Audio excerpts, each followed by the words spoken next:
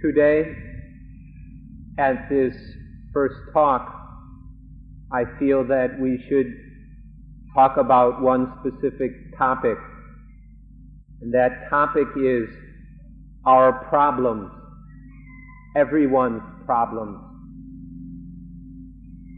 The reason that I want to talk about this topic is because if we don't understand what our problem is and what our problems are, then we don't know why we're here, and we don't know what we're doing when we come to study the Dhamma, when we come to practice Vipassana. Without an understanding of what our problems are, we won't know what we're doing and we'll be wasting our time. So therefore, I'd like to begin by talking about our problems, everyone's problems.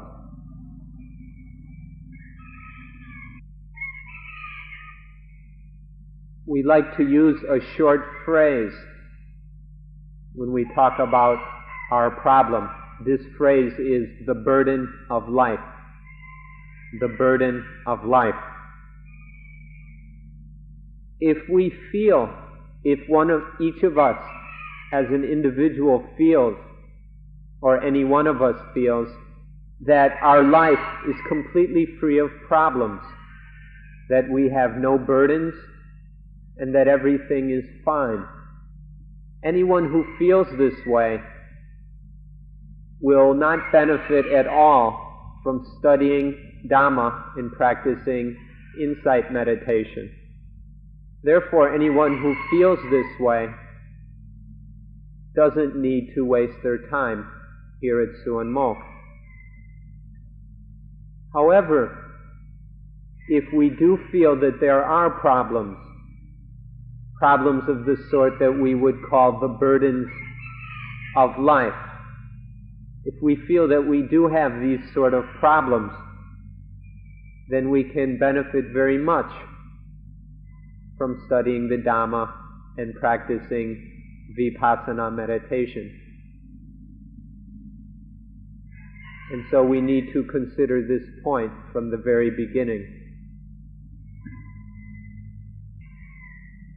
There's something complicated and a bit amusing about the phrase, the burden of life.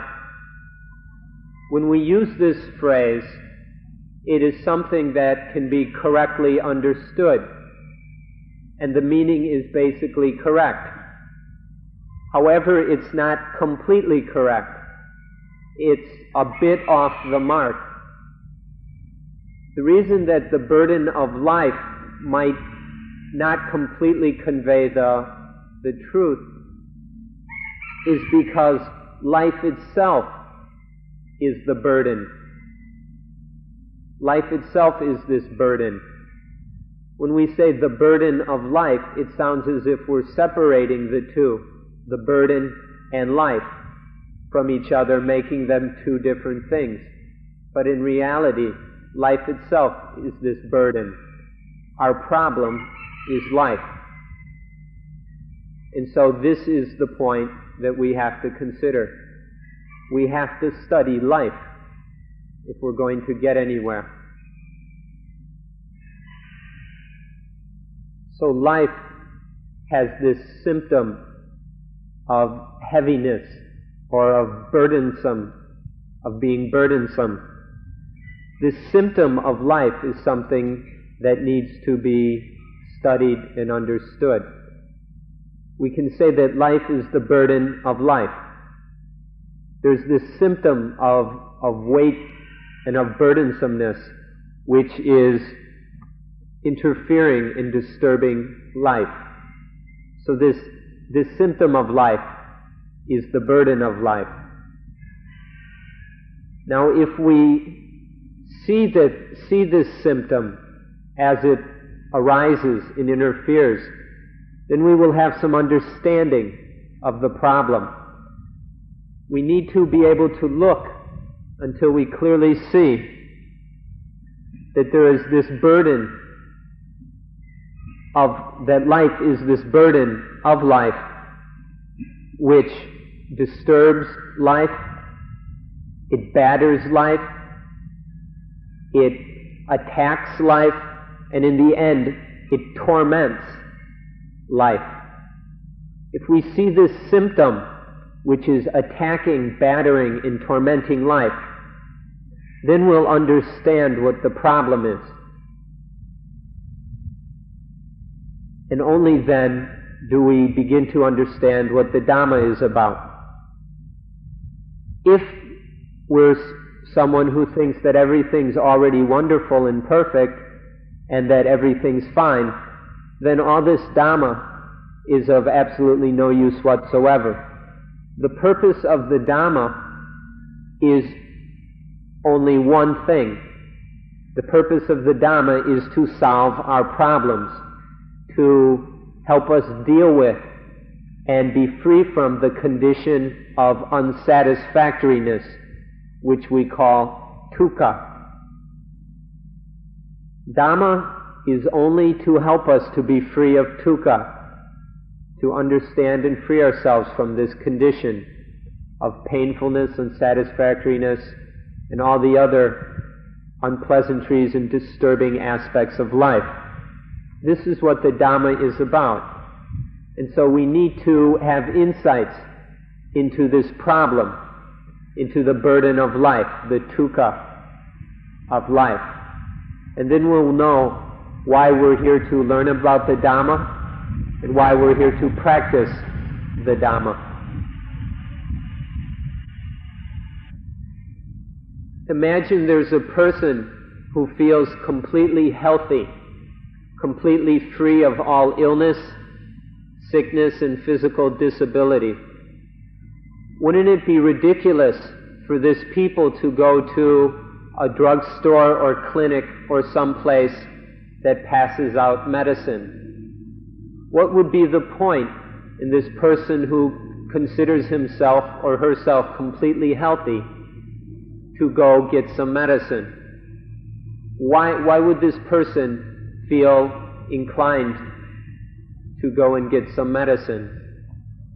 What's the meaning in that? What's the rationale and intelligence in getting medicine when one feels completely healthy? It can be the same with the Dhamma.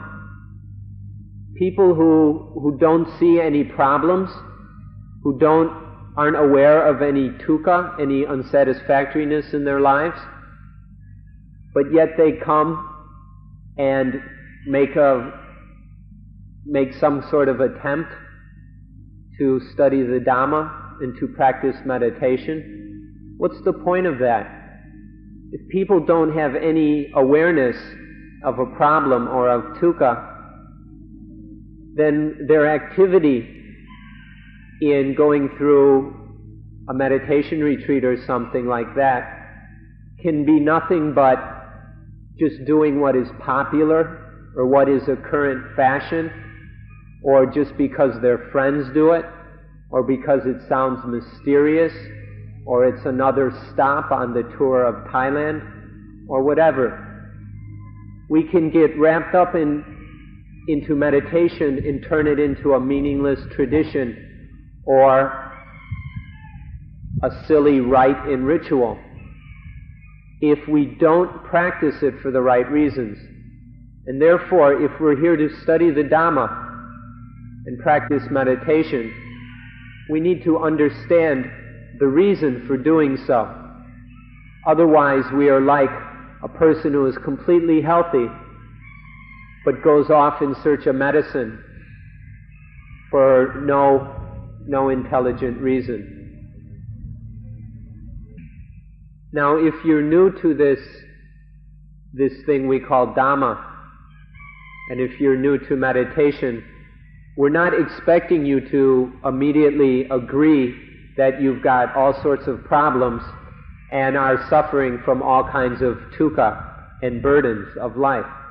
We're not expecting you to agree with all this. However, if you're coming here, you can look at it as similar to going to the doctor or the hospital for a physical checkup. We may not be, if we're not completely sure that our health is perfect, we'll go to the doctor and he'll look us over and see if there's anything wrong. We can look at this meditation course or the study of Dhamma in the same way. If we're not sure yet whether or not we have any dukkha and any problems, then we can look at this as a checkup. It's a chance to examine yourself, get to know yourself, find out what you really are, find out what shape you're in, and find out what should be done once you know what shape you're in. If we look at this as a checkup, as self-examination to see how we're doing, whether there are any problems or not, this approach is not lacking in intelligence. It has some reason and sense in it. So if you're not sure yet whether or not there are any problems, then approach the Dhamma as a means to check things out and examine yourself. An absolutely essential condition for the proper study of Dhamma is the desire, the need to be free of dukkha, or we can say to be free of disease and illness. Without this desire and intention to be free of all unsatisfactory mind states and all dissatisfying conditions, without this need, without this intention, then it's like we're just daydreaming. We really don't know what we're doing, and we're just muddling about. So this is an absolutely essential condition to correct practice and study of Dhamma. Without this, we just may be following a current fashion or a crowd of people who wandered over from some beach, or we're just following what other people are doing. We're turning it into a little tradition amongst ourselves. Who knows what we're doing if we don't have this desire to end dukkha. This is absolutely essential, but it's quite amusing and quite sad that nobody has this desire. We wander through life in a little cloud as if nothing were wrong, and when something goes wrong we pretend it's not there. But we never really develop a keen and powerful urge to get free of all that dukkha, of all the problems and burdens that torment life. We never have this desire, and without it, we cannot practice Dhamma. So be aware of this desire. Do you want to be healthy or not? This isn't an intellectual decision. Oh, sure, I want to be healthy, which most people will admit to quite readily. But it's a deep-seated urge that begins to work and take over one's life, where one's life is oriented to being healthy, spiritually healthy, which means free of dukkha.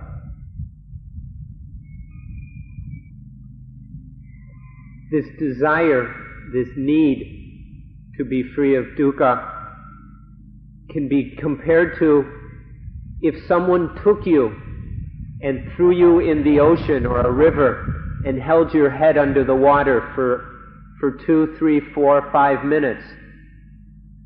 Imagine that if somebody was holding you under the water and you had no oxygen to breathe.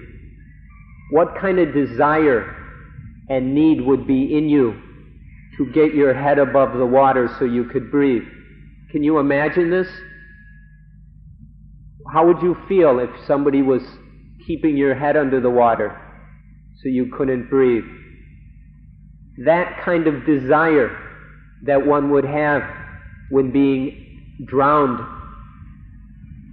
is the kind of desire that we need to be free of dukkha, to be free of the problems of life, of all the mental states, of all the defilements, all the unnecessary things which cloud and disturb the mind and destroy the mind's natural brightness and clarity.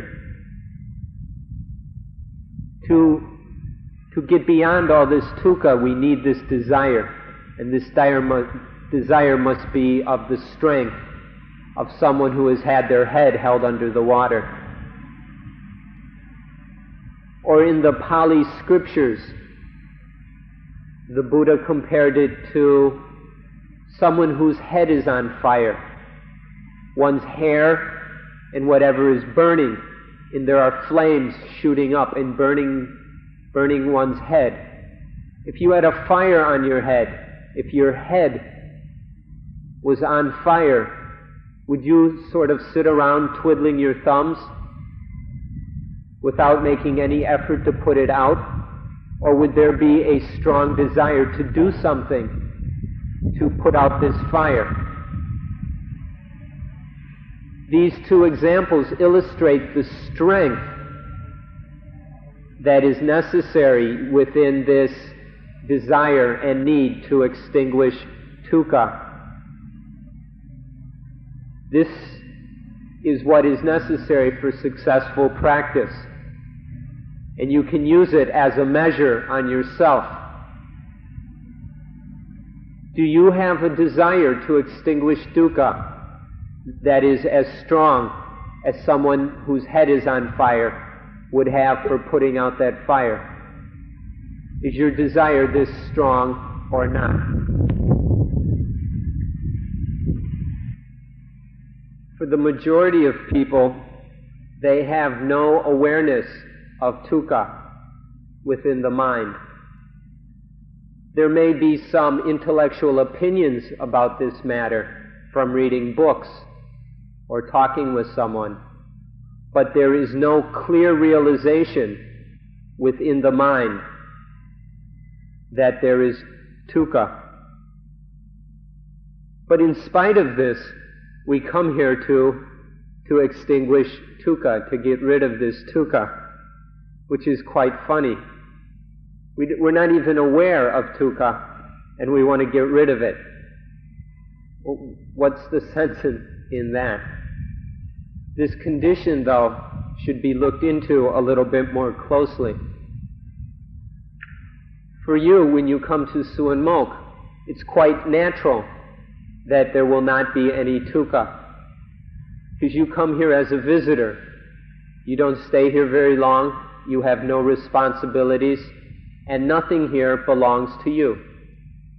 There's nothing here that is yours, and so there is nothing that you must be responsible for, that you must worry about, and that you must take care of. And so it's very easy for you to come to a place like Suan Mokkh and be quite comfortable and free of dukkha. This can be quite automatic. And so you come here and there's no dukkha, but you're here to extinguish dukkha. So what's going on? Here there's no dukkha, but think about it. What will happen when you go home? Go back to some place where you do have responsibilities, possessions, belongings, things you have to do. Will there be things that you worry about? Will there be problems then? Will there be dukkha? There might not be dukkha here, but there may be when you go back home or to wherever you have responsibilities and belongings. So this points out the necessity that we must understand what dukkha is and how it affects life. What is the influence and bearing of dukkha upon life? This we need to be very clear about.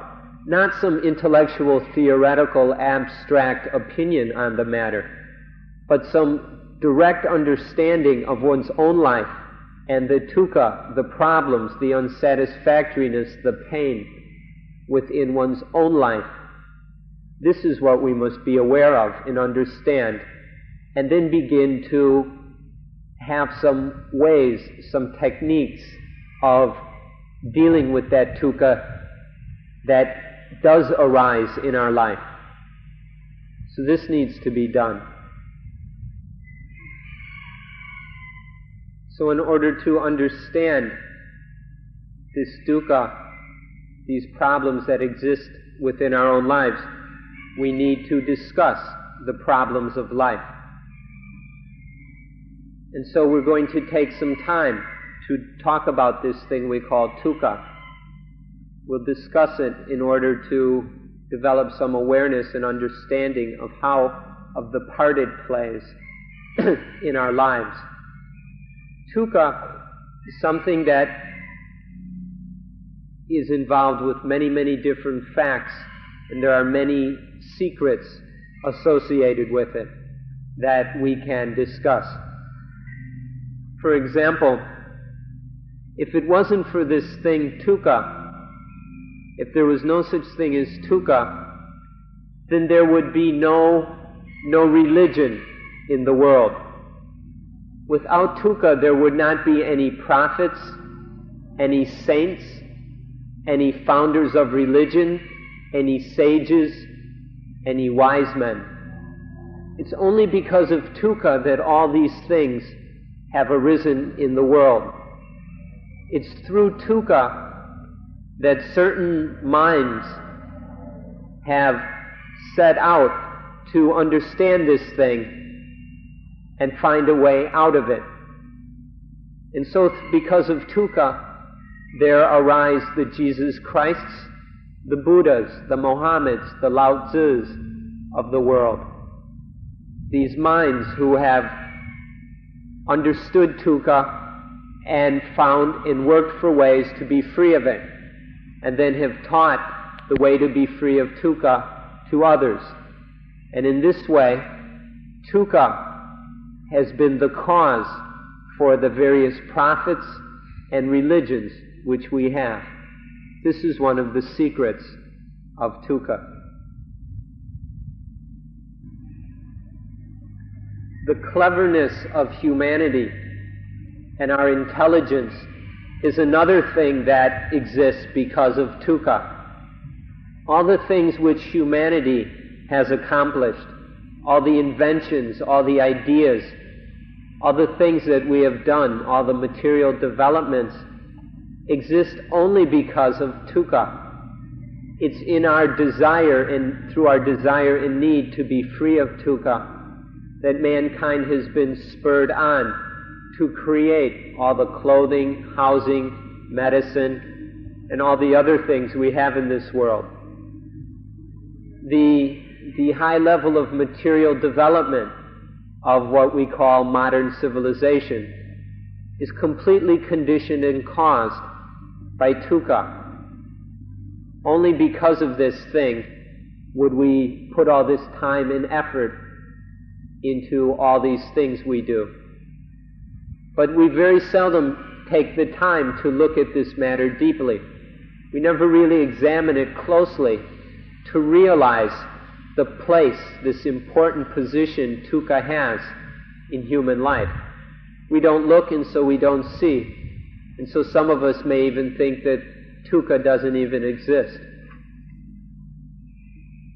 And so this is another way we can begin to look at dukkha, to see what it is and what role it plays in our lives.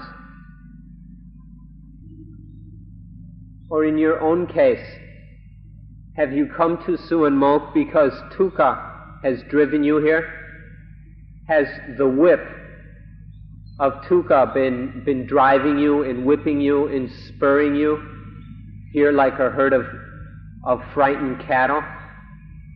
Is this why you're here, because dukkha has driven you here? Or have you just come out of curiosity? Just because you're traveling around Thailand and this is another place in the guidebook, or somebody at some bungalow or guest house told you it was a nice place to stay for a few days. Why are you here? Do you see the dukkha that is driving you here? Or are you just here to have a look around, enjoy yourself, and have a few pleasant days in the forest? Take a look at yourself and see what place, what role, what influence dukkha has within your own life. This point is very important. Until you begin to see what dukkha is doing and how central it is in what you do, what you say, what you think, then you'll never have the desire, the strong and powerful need to get rid of this dukkha, to understand what dukkha is, to know it, and then take it apart so that you know the escape from it. Until you see this dukkha, you'll never have the desire to be free of it. And so this point is very, very important. It's very serious and essential. And so we'll keep repeating ourselves on it and keep harping upon this point in order that you may begin to understand what we're talking about. If we look at this matter in the most favorable light, we can see that dukkha is both a friend and an enemy. This is very useful to look at dukkha on this deeper level, where we see that it is both friend and enemy. For those of you who are beginning to understand what dukkha is, you may wonder what we're talking about when we say that dukkha is a friend.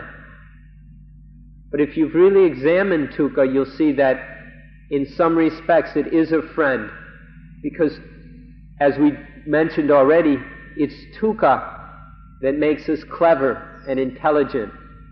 It's only through dukkha that we ever learn anything. We don't learn anything from being happy.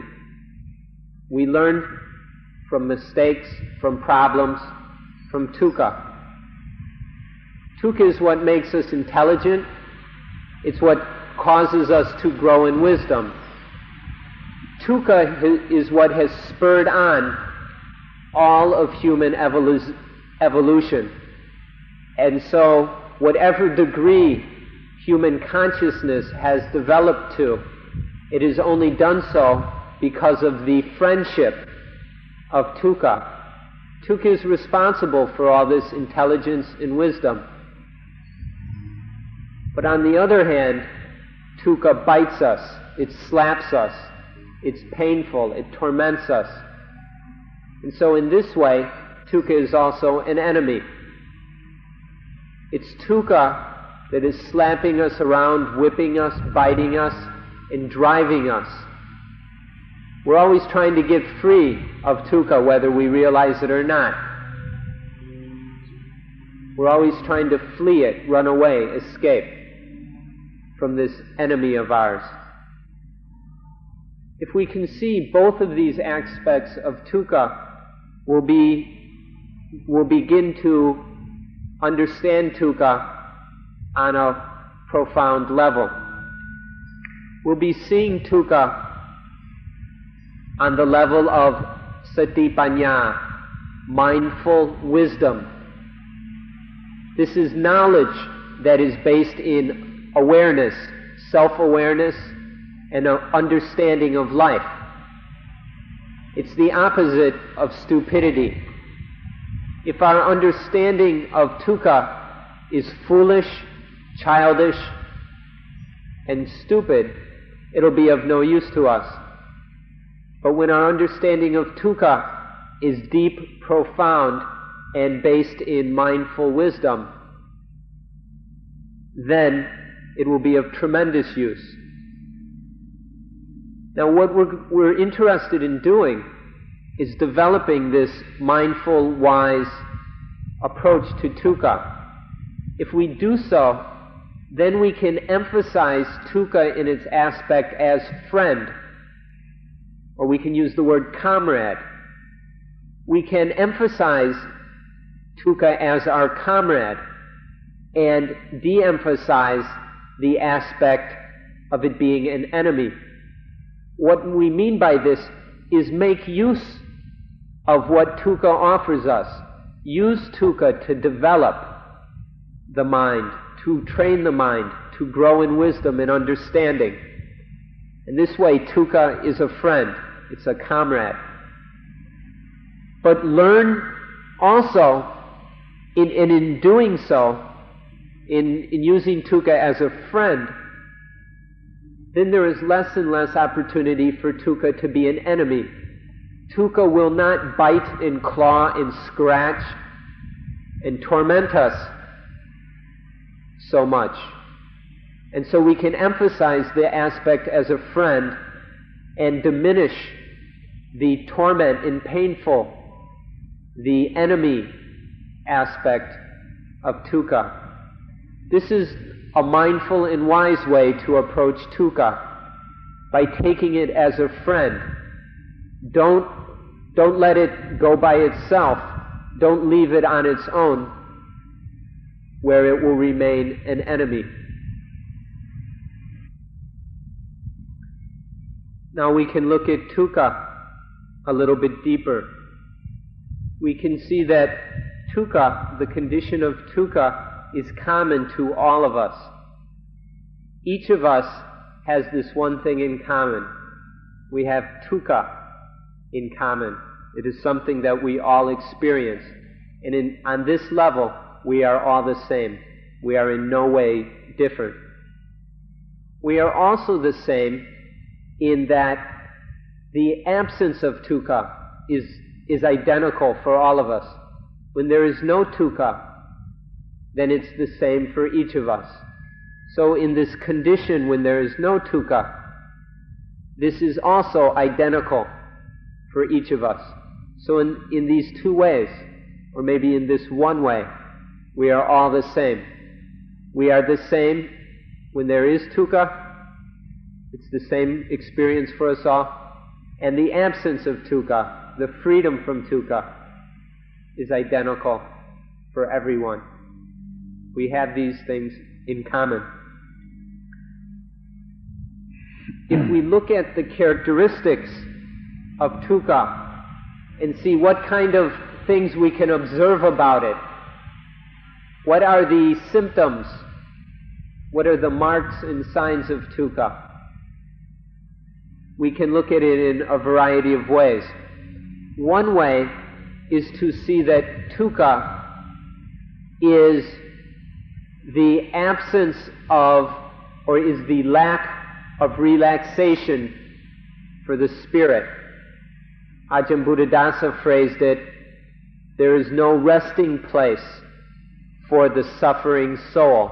The suffering soul has no place to rest and relax its weary bones. This is an aspect of dukkha, the lack of spiritual relaxation. What we mean by this is that there is the constant process of conditioning.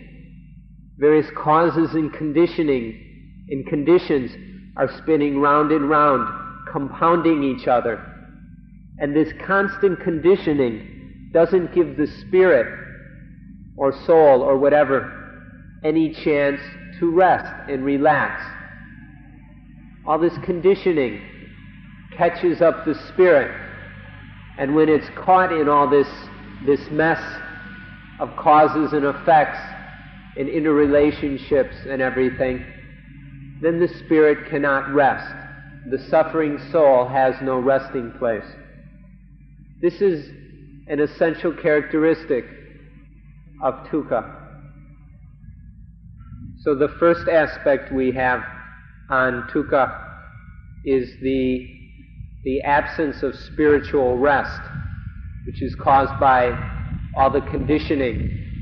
And this conditioning is in turn caused by ignorance or not knowing, not understanding the way things are, or by craving. This ignorance and craving keeps all this conditioning spinning, and this never gives the spirit a chance to rest and relax. Another angle on dukkha is the fact that there is nothing in this world that goes the way we want it to go. We can't have things the way we want them. Things just don't happen according to our wishes and desires. Every now and then something accidentally turns out in a way that pleases us. But if we look at human society, for instance, all of us are aware of countless things that aren't fitting in with our wishes. The world, all the wars, the starvation, all the problems, all the political messes, the economic exploitation, all this stuff, one way or another, isn't according with our wishes. So this is dukkha. Things don't go the way we want them to go. Or to look more closely, come closer to home, even our own bodies. Do our bodies really do what we want them to do? They're getting old, getting sick, falling apart, slowly but steadily. Our bodies don't go the way we want them to go. They aren't the way we want them to be. This is dukkha. So this is the second aspect of dukkha which we want to point out to you, that all these things are never the way we want them to be. Which brings up the problem for us of how do we live with all these things that don't go the way we want them to go. What are we going to do about all these things? What can we do? How can we adjust ourselves? How can we cope with all this? What do we need to do with the mind so that we can live in a way that is appropriate to a world where everything goes its own way, where nothing satisfies our wishes? What do we need to do? This is the second aspect of dukkha. A third angle on dukkha is the fact of our lives that we can't stop wanting things. We just can't avoid wanting and wishing and hoping and desiring. We can't avoid this. There's always something stirring up all our wishes and desires, our craving and wanting. We call this thing that stirs up all the desires, all the craving, we call it avijja. Vicca means knowing. Avijja is not knowing. Or we can say ignorance, the lack of correct understanding, the lack of correct knowledge, is always giving rise to this craving. We can say that it's also giving rise to the kilesa, the defilements, these phenomena in states of mind that arise and disturb the mind, disrupt the mind, interfere with the natural peace and brightness of the mind. So this ignorance and defilement is always conditioning craving, ignorant and desire. And all of this goes round and round, and we're unable to stop it. And by being caught up in this perpetual craving, this is another aspect of dukkha. Now, this third aspect of dukkha has a very important point which we should consider. This is that there is a certain master which has control over us. This is a very fierce master. This tyrant is dominating our lives and turns us into slaves. And the name of this tyrant is defilement. It's the defilements which are our masters. And the funny thing about this is that we volunteer.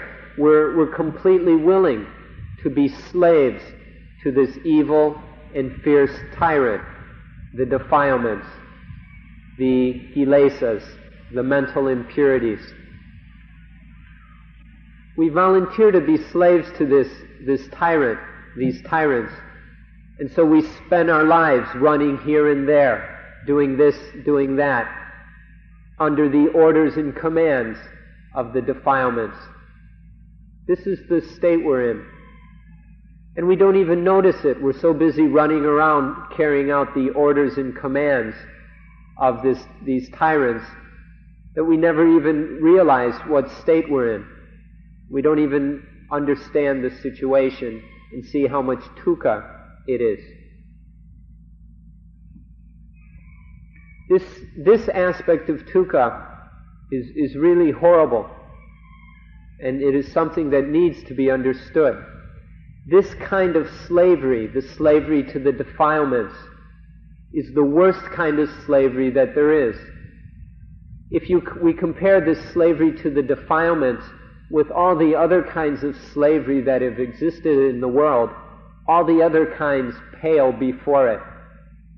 The kind of slavery that has existed, say, in the United States over 100 years ago, or in India, or even in Thailand, where one human being is a slave to another.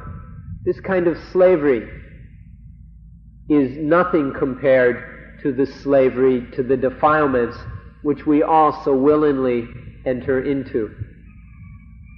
But this kind of slavery is a very fierce kind of dukkha.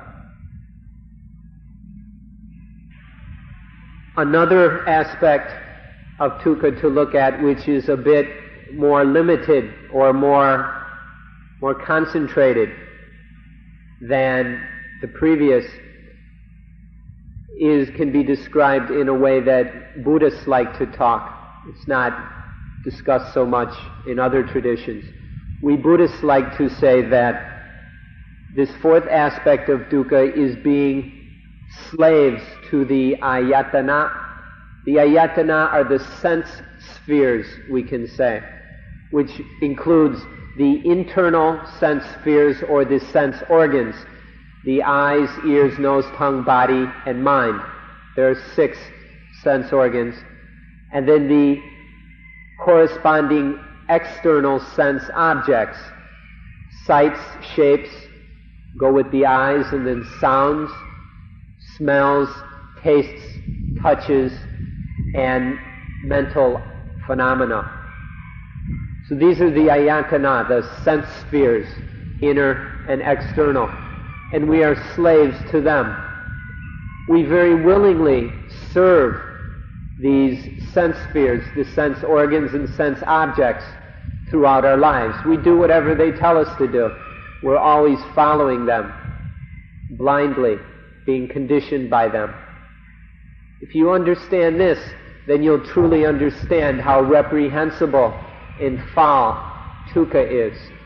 If you understand this situation of being slaves to the sense spheres. Actually, the sense spheres are just the fuel, the bait of the defilements.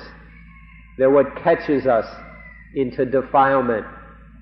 And so this fourth aspect really isn't any different than the third aspect. It's just a little more specific in the way we phrase it. And so being a slave to the ayatana is a fourth aspect of dukkha, by which, as we begin to see this, we begin to understand how wrong and unnecessary dukkha is. Something to consider about this fourth aspect is that all the work we have done in our lives, all the things we have done in order to earn money or whatever way they repay us for our sweat and labor, All this work we have done is just to get money in order to respond to our defilements. All the work we do, all we're trying to do is get the means by which we can try and satisfy our defilements, do what our defilements want us to do, tell us to do. And so we are very loyal slaves to the defilements. If you kept a record throughout your life of how you spent your money, you would see that this is true.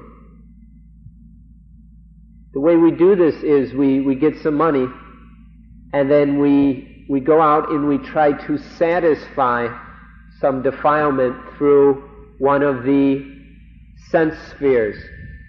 We try and satisfy these defiled states of mind, these defilements, through the eyes, with some visual experience or oral experience, or some, whatever you say for the nose, gustatory, some tastes, trying to get some pleasing, satisfying, delicious, luxurious experience through one of the senses. In this way, all the work, all our labor, all our sweat is being spent on the defilements. And the defilements are trying to work themselves out through the senses. This is an absolutely essential point. It's the same essential point we've been pointing at throughout this talk. If you don't see this point of how we've been spending all our labor and efforts in trying to respond to the defilements through the senses, one sense or another, one way or another. If you don't see this, then it's basically hopeless for you to study the Dhamma. If you don't begin to understand this point, then there's no way you're going to be able to understand the Dhamma, be able to practice the Dhamma, or do anything useful with meditation. Actually, if you don't understand this point, you'll never meditate. You'll be just imitating a meditator, but there won't be any genuine meditation. So take a look at this point really carefully. Look at it, observe it, stare at it, gaze at it, scrutinize it, until you see it and realize the truth of this point. Now, if we take everything that's been discussed so far and we want to summarize it, that can be done quite easily.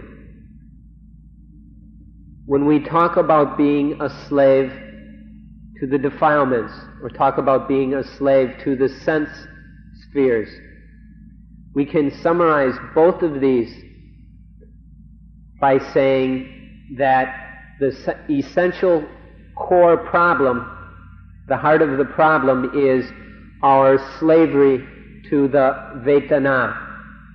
Vedana is a very, very important Pali word. Pali is the language of the Buddhist scriptures that we use.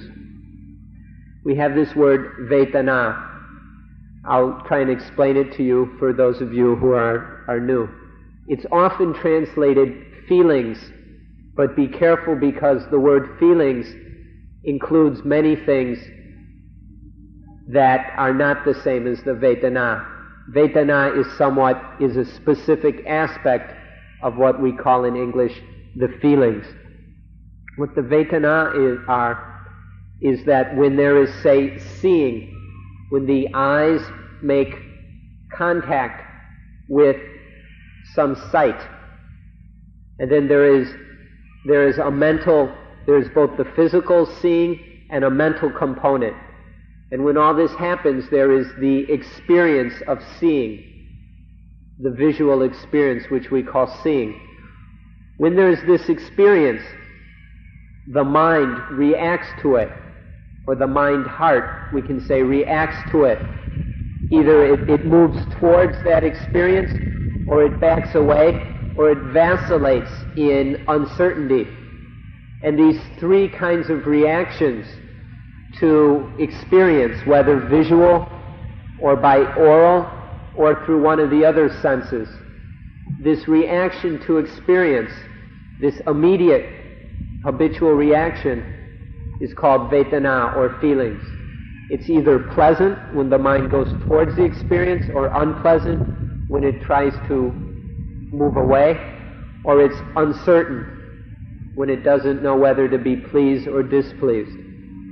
These are the Vedana, and they are central to all of our problems.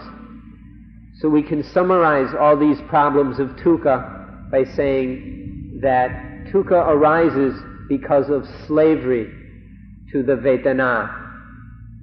The Buddha said that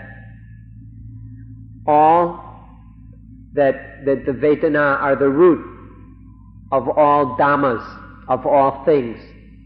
All things can be traced to the Vedana. For example, ignorance, or wrong understanding, wrong view, some of the prejudices and biases we have, all the prejudices and biases we have can be traced to the Vedana, these feelings of liking, disliking, and uncertainty. Craving, attachment, all these can be traced to the Vedana, and therefore dukkha can always be traced to the Vedana. This shows how central the Vedana are, and as long as we are a slave, as long as we, or our minds, as long as the human mind is a slave to the Vedana, then there will be dukkha arising because of that slavery. So we need to understand this point, begin to see it. Because if it's possible to take care of the Vedana properly, then there will be no dukkha arising from them. We are spurred into all kinds of activities and kinds of craving because of the Vedana. For example, all our sexual impulses arise because of the Vedana. And also, all of the egoism and pride and selfishness by which we mess up our own lives and the lives of others, all this can be traced to the Vedana.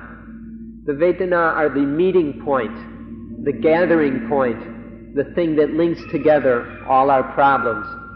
And so this is why we say that slavery to the Vedana is the heart of all our problems. It's the summary of everything we've been saying today. When there is slavery to the defilements, then there is, in that is slavery to the Vedana. When there is slavery to the sense organs, the sense spheres, in that there is also slavery to the feelings. We can go so far as to say that the whole world, all of the world, is enslaved, is enthralled with the Vedana. All sentient beings are under the power and control of the Vedana. And so our hope, the way to be free of dukkha, is to get the mind above the Vedana, get the mind out from under this control and power of these feelings. In this way, we summarize everything that has been discussed so far. So we'd like to request, we implore you in fact, to remember this word Vedana, Vedana, or in Thai, Vedana. It's spelled in Roman letters V-E-D-A-N-A, Vedana or Vedana. Please remember this word. Use the Pali word even if it's unfamiliar to you, because the meaning is much more important than the meaning of the word feelings. If you insist on clinging to the English words, you will often be left with only half of the meaning that is intended. So please remember this word Vedana. Get interested in it and begin to understand it, what is meant here. Because in the Vedana, all human activity is caused by the Vedana. You can see everything you do, everything you say, everything you think, all movements that you make, whether they are physical movements of the body or mental movements of the mind or the heart, emotional movements, whatever kind of movements, physical or mental, these movements are caused by the Vedana. When you can see that everything you do and have been doing throughout your life, with no exception whatsoever, has been caused by the Vedana. The pleasant feelings, the pleasant, likable Vedana. You've been running after these things, chasing after them your whole life. You've been doing all sorts of things to get a hold of these pleasant Vedana. And on the other hand, there are all the unpleasant, the dislikable Vedana, which you have been fleeing. You've been doing whatever you can to escape from these unpleasant Vedana, such as those of you who are rubbing your face or can't sit still because of various discomfort that's always causing you to scratch your head or shift your position or rock back and forth or who knows what. You're spending all your time either running away from the unpleasant Vedana or chasing after the pleasant ones. This is what we mean by saying that the mind of sentient beings are enslaved to the Vedana. This shows the central importance of these things. The Buddha said that all dhammas, all things, everything that you need to know is associated with the Vedana. This is the gathering point of everything that needs to be understood. If you understand the old saying that all roads lead to Rome, back in the Roman Empire, all roads lead to Rome. If you understand what that means, then you'll understand what we mean when we say all things are associated with the Vedana. Everything has to do with the Vedana. And so this is an absolutely central and crucial thing to understand. So please don't be scared off by this foreign word. Remember the word and then begin to appreciate and understand what it means. We really want to emphasize how central the Vedana are to everything. Everything that has to do with human life, human experience, is associated with, is tied to the Vedana. There's a very good word in Pali, and we're struggling to find the adequate words to express it in English. That task is left to me, and I'm doing my best to think of the proper words. We want to stress that everything in life, all human experience and activity, whether physical or mental, via the body, the mouth, or the mind, all this is tied to the Vedana. All these things are gathered together in the Vedana. We can say the Vedana are the meeting place of everything. Everything you're doing, even the small, minute, minor things that are going on as you sit and listen at this very moment, all these are caught up in the Vedana, are conditioned by the Vedana. For example, as you're listening, if you like what's being said, that's Vedana. If you dislike what's being said, that's Vedana. If, as you listen, you think what's being said has value for you. And so you like it even more. Well, that's even more Vedana. Or if you don't like what's being said and it starts to annoy you, well, that's even more Vedana too. And so if you really like what's being said, it satisfies you, you think it's useful, that'll cause you to listen more carefully, more attentively. But if you don't like what's being said, that kind of Vedana will cause you to start daydreaming, your mind will wander, maybe you'll fall asleep, maybe you'll even get up and leave. Or the little movements of your body, and whatever your mind's doing now, whether it's paying attention or sleeping or who knows what. All of this is conditioned by the Vedana. The Vedana are the absolute center, the meeting point of everything in human life. We want to stress this so that you see how central this is, and then maybe you'll begin to take some interest in it. All the things that we call the burden of life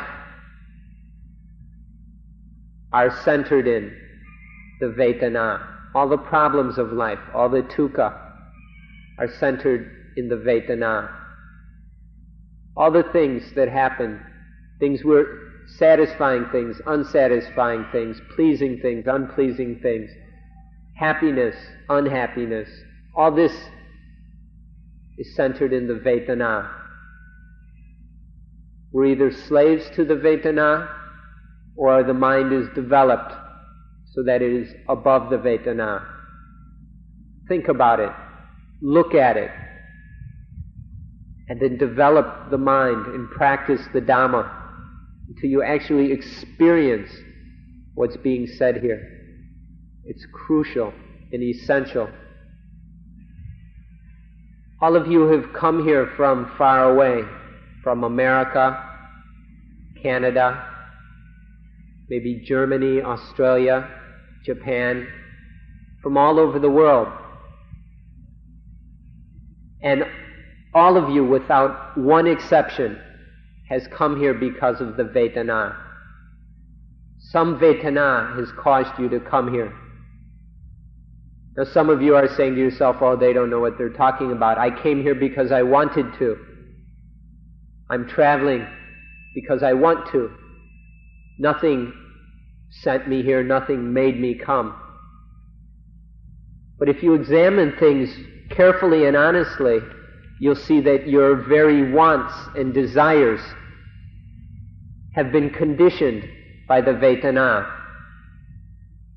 You're wanting to leave, say, Germany because you don't like it there or something, or because the weather's cold and you want to come somewhere where it's warm, or you want some exotic experiences, or you like eating rice, or you're running away from this, or you want to get that.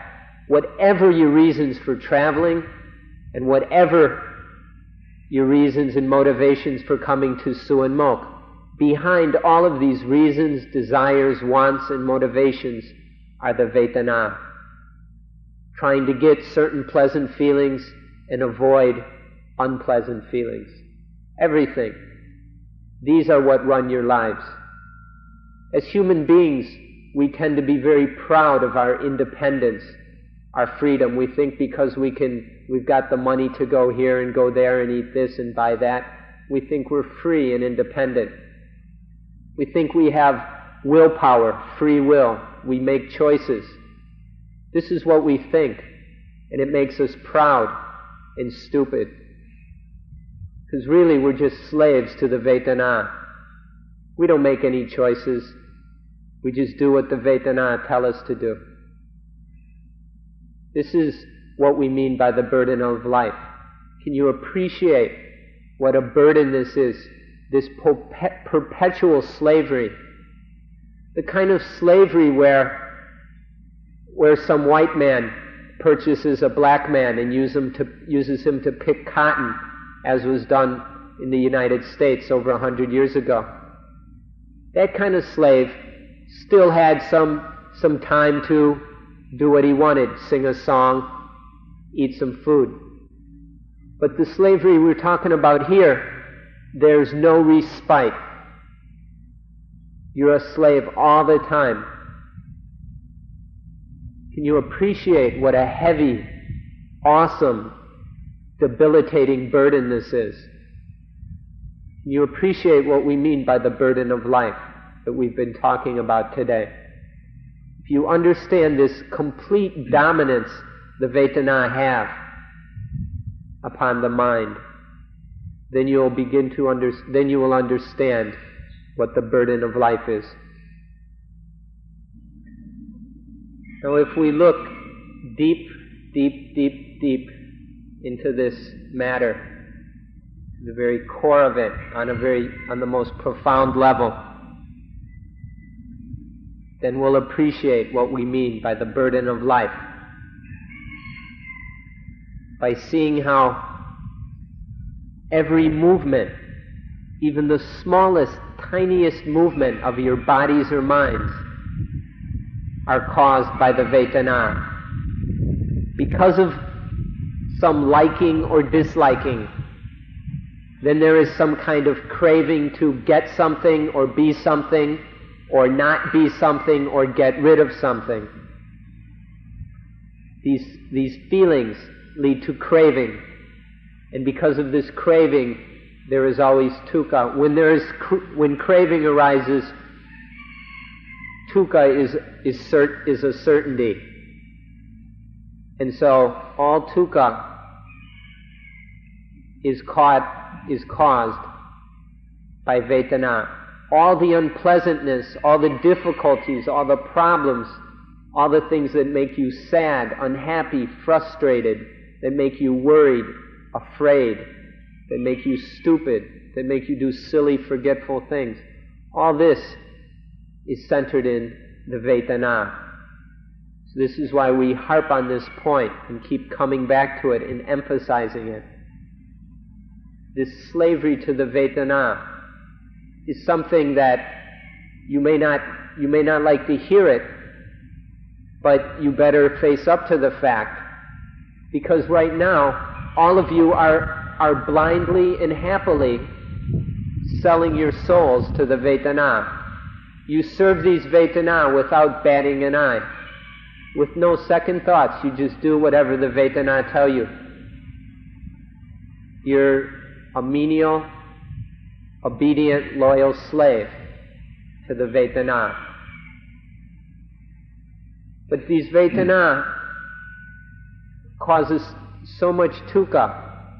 When we carry out the commands of the Vedana, it just brings us difficulties. It gets us into all kinds of hassles, uncomfortable situations, problems, and pains. All of this, everything that's not quite right with life, everything that's unsatisfying in life, is caught up in the Vedana, are caused by the Vedana. So don't be afraid to look at this. Take some time. Quit running around and sit and study this matter so you can understand it. So if you want to be free, really free, you have to understand the Vedana, this problem of our slavery to the Vedana, this burden of life. Please take the time to study this. Be patient and do the work that needs to be done so that you will understand, not just intellectually, but realize within the depths of the heart and mind what this is we're talking about. Please take the time. There's one last point we need to analyze and criticize. This is the subject of education and learning. Not in general, but our own education and learning. All of us here have some kind of diploma from secondary school or from university. A few of you probably have master's degrees. There might be even a few doctors around. But if you look at all this learning that the 8, 10, 12, 16, 20, 30 years we spend in educational institutions. What are they teaching? Do any of these institutions, do the famous universities in America, England, Australia, France, Germany, wherever, do these places teach about the Vedana? Do they teach us to look at and understand this slavery to the Vedana, and then how to be free of it? Is this being taught anywhere? In all your years of education, has anybody taught you about this? Have you ever had a course in it? I doubt it, because if you did, you wouldn't have to come here. You would have already solved the problems of life. None of the universities, none of those pieces of paper they pass out, none of that has anything to do with solving this problem of slavery to the Vedana. It's completely ignored. In fact, what they really teach, we can take everything that's taught in the schools, colleges, universities, and educational institutions of both the East and West. We can take all that and summarize it, that what they're teaching us, what we have been taught in all our years in school, is to be servants to the Vedana. All the little intellectual and physical tricks that we learn. We learn mathematics, we learn geography, psychology, sociology, chemistry. All this stuff they teach us is just for us to follow the Vedana, to go get a job and earn money so we can buy things that satisfy the Vedana. Or we puff up our egos with our knowledge and degrees. Or we gain status, or people like us, or we're impressive, or whatever. All the things we accomplish, all the things they teach are just to be servants, slaves to the Vedana. All this modern education, all this which we're very proud of, is just helping us or keeping us spinning around as slaves to craving and defilement. It's all it is. It has nothing to do with freedom, of liberating the mind from this slavery. And so that's why when we come here, we have to start talking about this, because it's not taught in all the places we've been educated. So when you come to Suan Mokkh, or places like Suan Mokkh, we have to talk about this topic, slavery to the Vedana. Talk about it so that we'll begin to do something about it, and get freed from the Vedana. So we've been talking about our problems, and we summarized it as the problem of slavery to the Vedana. We haven't finished discussing this topic of our problems, but we're going to have to stop speaking for today and finish this tomorrow. We have to stop speaking because the Vedana won't let us speak anymore. The Vedanas have control. Because of the Vedana, we have to stop speaking now. And so we will close the talk at this point. See you tomorrow.